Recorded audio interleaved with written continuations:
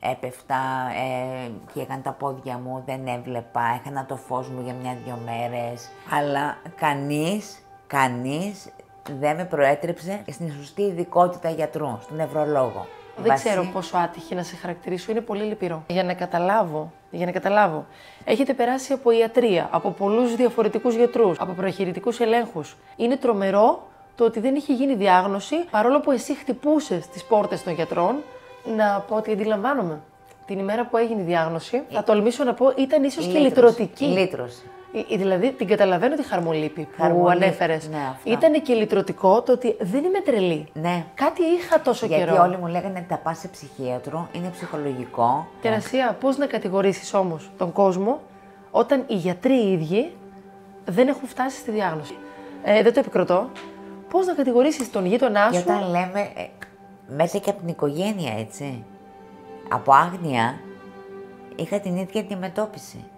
Δεν σε τρέλαινε αυτό. Η κατάθλιψή μου ανέβηκε στα ύψη γι' αυτό.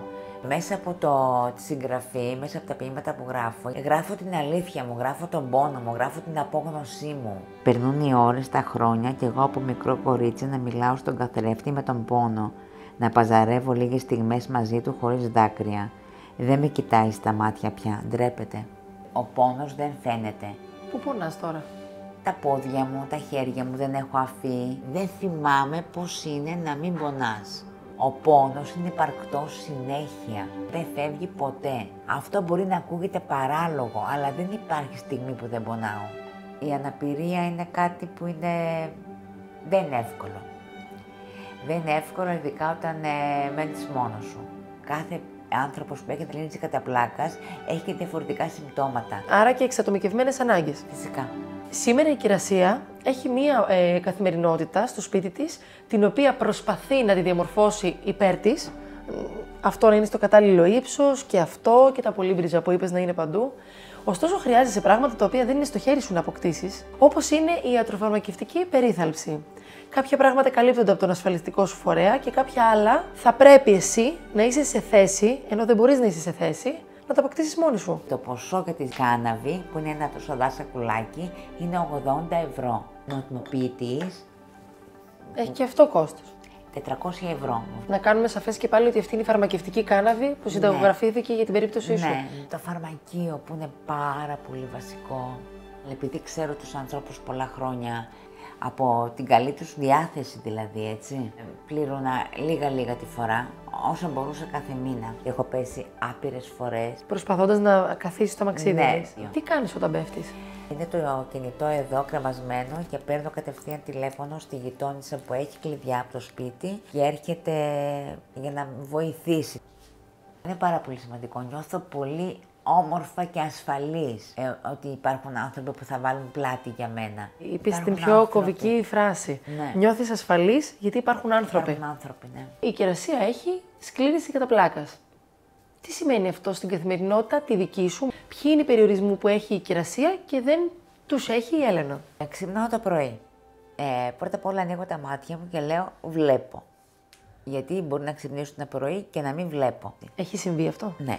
Κουνάω τα πόδια μου, τα χέρια μου, λέω εντάξει δεν είμαι παράλυτη. Και μετά είναι ο άθλος ο μεγάλος να σηκωθώ από το κρεβάτι για να κάτσω στο αμαξίδιο. Αυτό είναι το εξάρτημα που μου είπες ότι πήρες πρόσφατα? Ναι, ήταν κάτι που το είδα στο ίντερνετ και λέω να το πάρω, να μην το πάρω. Ήταν και τα οικονομικά που σκεφτόμουν, αλλά λέω τώρα με την πράξη αγάπης θα το κάνω δώρο στον εαυτό μου, γιατί το χρειάζομαι. Θα μου επιτρέψεις να πω ότι δεν είναι δώρο, είναι αυτονόητο ότι έπρεπε να το έχεις αυτό. Με αυτό δεν έχουν μειωθεί κατά πολύ πτώσεις? Πάρα πολύ, νιώθω μια ασφάλεια πρώτα απ' όλα. Νιώθω ασφάλεια. Μετά θα σηκωθώ, έχω κάνει το χώρο του σπιτιού, τον έχω προσαρμόσει στην καθημερινότητά μου. Βρήκα τρόπους. Το φαρμακείο μπορεί και σου παρέχει φάρμακα γιατί οι άνθρωποι εκεί έχουν κατανόηση και περιμένουν το πότε θα μπορείς εσύ να αποπληρώνεις τα φάρμακά σου. Οι γείτονες έρχονται και σε σηκώνουν γιατί έχουν ανθρωπιά. Διαμορφώνεις μόνη σου το σπίτι σου με το δικό σου προσωπικό κόπο. Ό,τι λύση άκουσα μέχρι τώρα, πέρα από τον Δήμο και τη βοήθεια στο σπίτι, που είναι πάρα πολύ ευχάριστο, που συμβαίνει, είναι από τους ανθρώπους. Θέλω να το τονίσω, γιατί σήμερα ήρθαμε εδώ για να απευθυνθούμε στους ανθρώπους. Εδώ γράφει Βεντσερέμος, θα νικήσουμε θα πει. Εδώ γράφει Λαβίντα η Μπέλα, η ζωή είναι ωραία. Είναι η Σελήνη μου και η Αφροδίτη. Εδώ είναι ένα κοράκι, γιατί γράφω και τα μαύρα πουλιά. Λατρεύω το ποίημα Μαύρα πουλιά της Γόγου. Και εδώ γράφει Λιμπερτά, ελευθερία. Πιστεύω στον άνθρωπο, αλλά δεν βγάζω από το πλαίσιο αυτό το κοινωνικό και την απανθρωπιά. Υπάρχουν και άνθρωποι σκληροί, υπάρχουν και άνθρωποι που δεν θα δώσουν προτεραιότητα, που θα σε κατακρίνουνε, που θα πούνε έλα μωρέ τώρα τι έχει, σιγά. Υπάρχουν άνθρωποι έξω που θυμώνουν κιόλας που κυκλοφορείς. Ναι. Τους ενοχλείς, Ναι.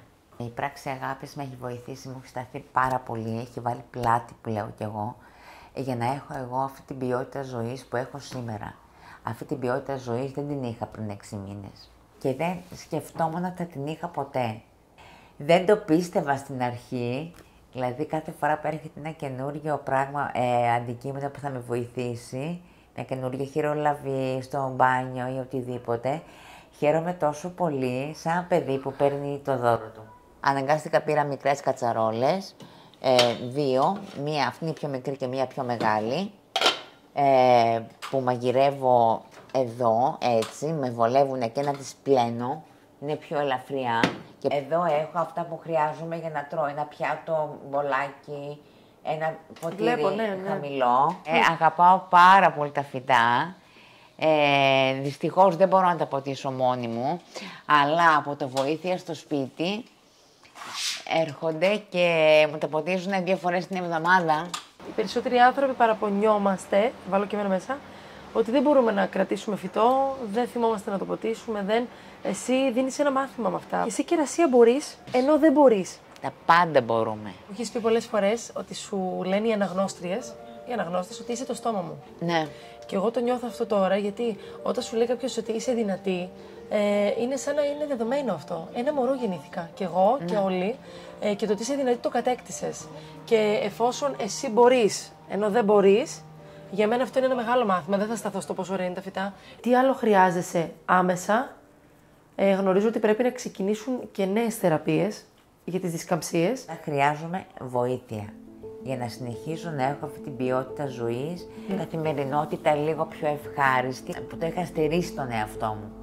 Βασικά πράγματα. Ίσως όχι εσύ από μόνη σου, δεν το στέρισες μόνη σου. Αναγκάστηκα. Ακριβώς. Από τις συνθήκες. Ακριβώς. Είναι πράγματα που δεν θα έκανα, που τα θεωρούσα πολυτέλεια, που ούτε καν το σκεφτόμουν. Ακόμη και το μαξιλαράκι το ανατομικό, για το αμαξίδιο, για την πλάτη μου και για το κάθισμα. Και η κοπέλα που έρχεται από φυσιοθεραπευτήριο και μου κάνει μαλάξεις θεραπευτικές, με ανακουφίζει φοβερά. Ναι, παρήγγειλα σήμερα και τις βιταμίνες πρέπει να πάρω, που να τις πάρω μήνες. Γιατί τώρα μπορώ να το κάνω. Τα μικρά πράγματα που απέκτησε η κερασία αφότου ξεκινήσαμε την εκστρατεία είναι μεγάλες αλλαγές στη ζωή της. Συνεχίζουμε γιατί και οι ανάγκες της κερασίας συνεχίζονται. Γιατί η σκλήρυνση δεν έχει τέλος.